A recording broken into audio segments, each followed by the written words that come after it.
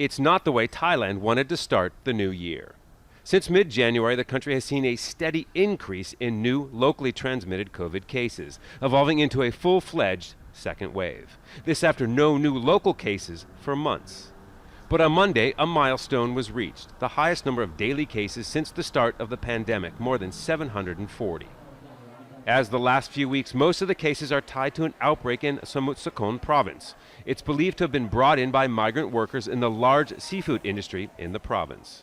While Thailand was the first country outside China to register a locally transmitted COVID case, it has been successful in preventing a major outbreak. Heavy restrictions on foreign arrivals and mandatory 2-week quarantine helped that. This second wave has the government concerned, responding quickly with restrictions and a system of color-coding areas with rising cases. Compared to other countries, the measures in Thailand are acceptable, but we can't let our guard down. The government has the authority and I support it. We have to suffer for a while to bring down the new cases. We have to work together. 28 provinces designated as red zones are facing the most severe restrictions. Schools are closed and mass gatherings prohibited. Restaurants have to limit the number of dine-in customers and hours. Bars and clubs are shut. Malls and supermarkets remain open but have to measure people's temperatures and set up track and tracing systems. The government has stopped short of calling this a lockdown, as the people here have been living in relative normality since July. The second wave is a bitter pill to swallow.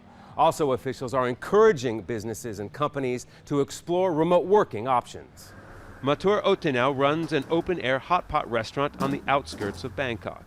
These new restrictions cut deep, and she is still recovering from the lockdown last year. As a citizen, I understand the situation and will try to cooperate. But as a mother, how can I support my family? My kid has to eat and go to school. What about my staff? They have to pay bills and support their families. Everyone has their burdens. The Thai government is planning to inoculate more than half of its 70 million people over the next several months.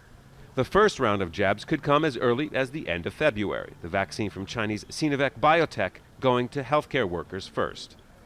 And then it'll look to locally produce the Oxford AstraZeneca vaccine with a capacity of up to 200 million doses a year.